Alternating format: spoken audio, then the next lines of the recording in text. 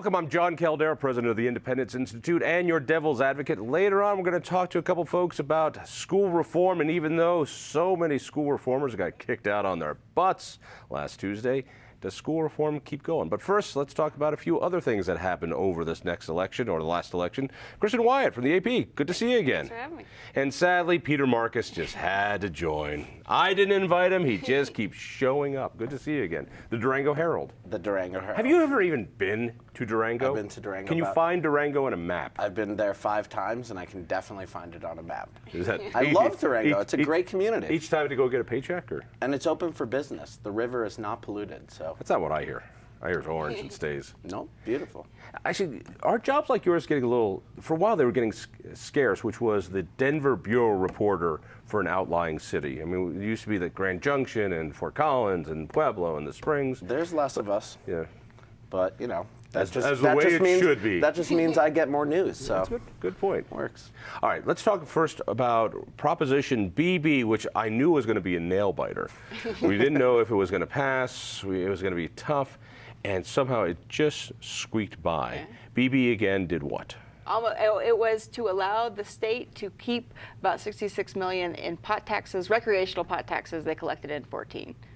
This was money that they should have given back because it violated Tabor guards against when you start a new tax, but overall revenues are too high, you have to give that back. But the voters had to go back and say, no, we really want you to keep it.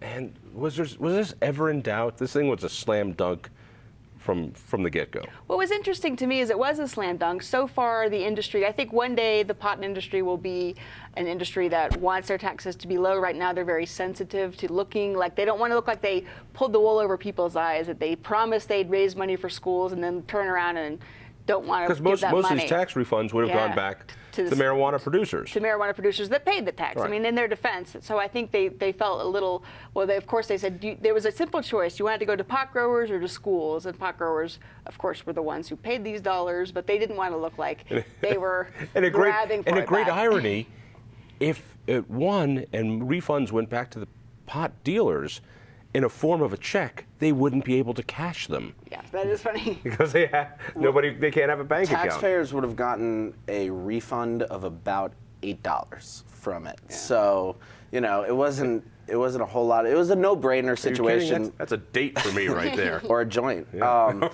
It's you know, it was a no-brainer for most voters. Probably the most interesting and exciting part of the night was the Secretary of State's office accidentally reversed the numbers.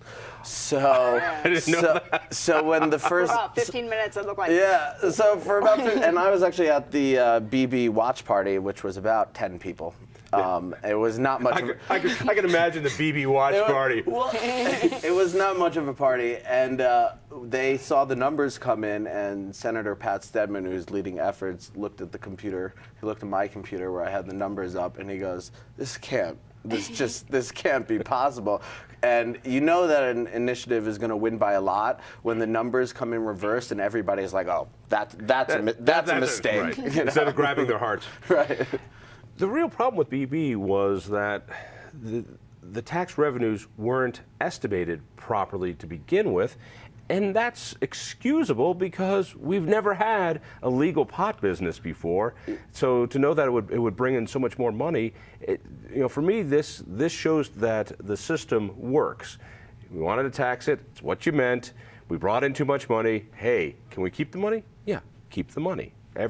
I know some want to use this as, see, the evils of the Taxpayer Bill of Rights. For me, I will celebrate this of how this works. Well, yes and no. I mean, Senator Pat Stedman would disagree with you in this department. And so would you. In this department, which is that really what it was is overall revenue that the state was taking, and not just for marijuana. Overall, got us to exceed the cap, the Tabor caps that required the refund. Marijuana kind of got caught up in the middle of Tabor and the requirements, and so that's why they felt we need to have this separate initiative to let us keep the money, because everybody, when they passed it in 2012, said, yeah, we're going to tax this. You know? And I think BB really underlies the different perspectives that maybe they can't get on the same page about, because for the left, this was like, oh, look how terrible Tabor is, this ridiculous. And the right would say this is Tabor working perfectly. When you have more money than you thought, maybe we should refund new taxes, and unless people say specifically, even though we've got a lot of cash on hand, we still want this money. So both sides would say. From my point of view, what I hate is hearing about how Tabor just constricts you. Yeah. All you have to do with Tabor is ask. It's not a really tough thing. Just ask. And so everyone who wants to destroy Tabor really just wants to destroy the check and balance of asking before you spend excess revenues. It's not that big of a deal. And in this case, it won. What was the final numbers? 70%. Yeah, 70%. Almost 3-1. Yeah. Yeah, damn pot smokers. No, that's $8 I could. The other part that always amazes me about this is how we tie these kind of tax increases to different things that feel good. A couple of years ago, we increased taxes on for college on gambling so that they could raise the stakes in gambling, and the money was going to go to community colleges because the gaming towns and community colleges have something to do with each other. This goes to kids so that they can go learn how to read. It's really interesting that you're mentioning that, because I was just the governor just presented his budget to state lawmakers, to the JBC this morning, and Pat Stedman again was really hitting the governor for his vision of what we should be using these marijuana tax revenues for. Because voters, they're confused right now. On the one hand, they're hearing we're making all this money from marijuana, you know, but why aren't we putting it towards general spending for the state to help close shortfalls and everything else? And it's because, first of all, you know, the first $40 million goes to school construction no matter what. And then the governor has been very obsessive, quite frankly, over this policy that marijuana money needs to go to marijuana-related causes. He believes there's unintended consequences from legalization. He believes there's drug abuse as a result of it, and that the money that comes in should really go towards those treatment, mental health, things like that, whereas taxpayers in their heads who don't follow these things closely are thinking, we're saved, you know, marijuana is going to save the whole state. But it is odd. So with the tobacco tax settlement, the master settlement agreement, we're getting money that goes to Read to Achieve programs and helps build sidewalks. What that has to do with tobacco addiction, I have no idea.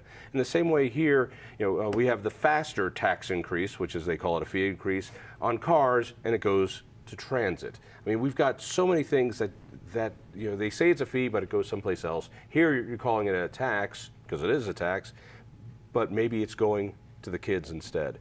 Well, the pot activists are really sensitive to this in terms of they don't want to see it go into general slush pile of government. They want people to directly see it as a benefit. It helps the kids because they find that as other states look to us, they really want to see that people can point to a benefit.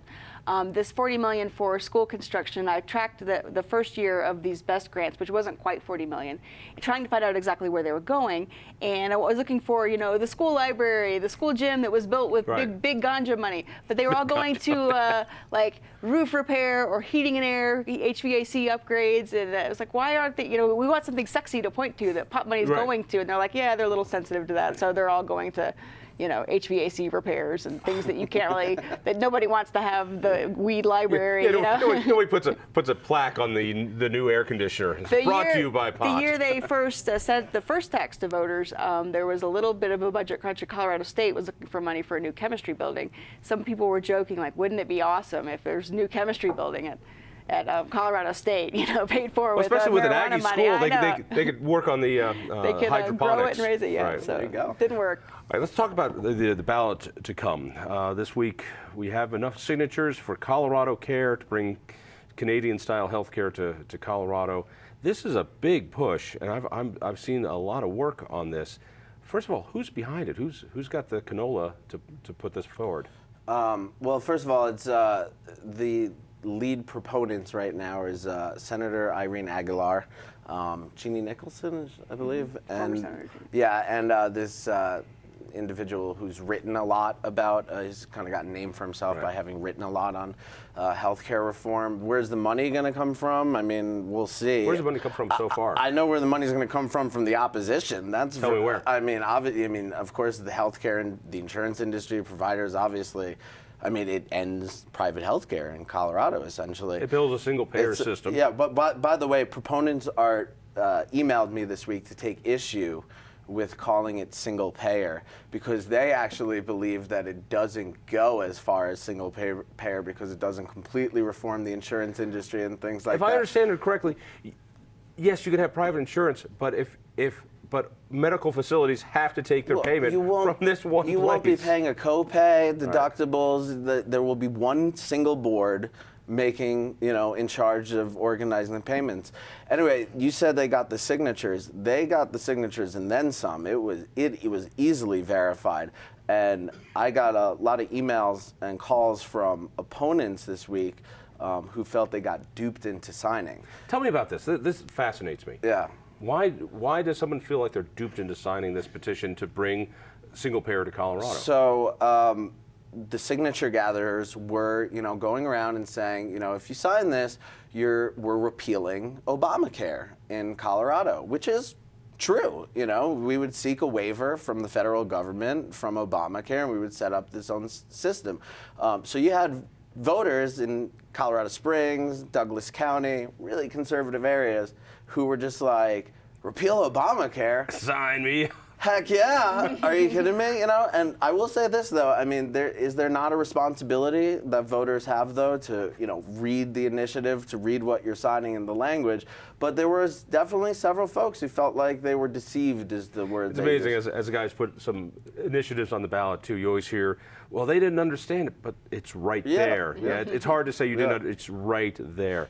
This is not just about single payer. This is a 10% tax on everything you make. Not just payroll taxes, but everything you make. This is huge. This will be a mammothly expensive proposal. $25 billion every year. $25 billion. This is about the size of the state government. Yeah. So just double the size of the state government every year.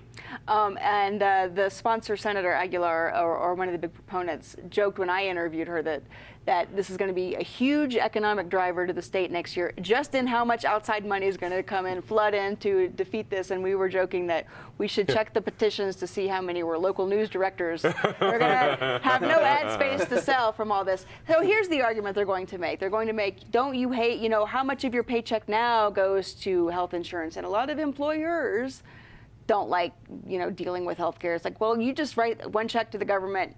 Good for everybody, we'll handle the rest. But you're right, but that $25 billion number you're going to see. This will make Colorado one of the highest income tax states in the union, correct? Yeah. Sure, yeah. That's the answer, sure. It absolutely would. But then the selling point would be like, yes, but nobody here has to pay. Nobody here has anything taken out of your paycheck for health care. Nobody has. There's another angle to this, and we got to run, but you remember, you're too young, you remember great Amendment 23, which was this thing to help education and to put it on an automatic spending increase, which meant even during recessions, we're going to spend more on education. Even if there was a nuclear war and no money came in tax revenue, we had to pay more. This has the exact same verbiage in it, that more money every year must be spent, inflation plus population, even if there's no money there to pay for it. Well, and the thing is, they don't. I mean, they have an idea of how much this is going to cost, but there's a good chance that it'll have to be tweaked. Maybe less, actually. Maybe it'll go down. Maybe. Yeah, because healthcare costs always go down. All right, quick. I just said maybe. All right, I know it's a year away. I'm assuming this thing gets trounced. Any? Well, let's put it this way: when Colorado voters were asked for a $1 billion tax increase to pay for education, they said no to that. So a 2-to-1 margin. By a 2-to-1 margin. So I'm not so sure they're going to go for a $25 billion. Same thing over here. I think they're going into it knowing it'll be a tough lift. In a presidential year is the only year they have a chance, but still, I don't think it. Kristen, thank you. Please never come back here again. Stop inviting me. That's a good point. Stay tuned.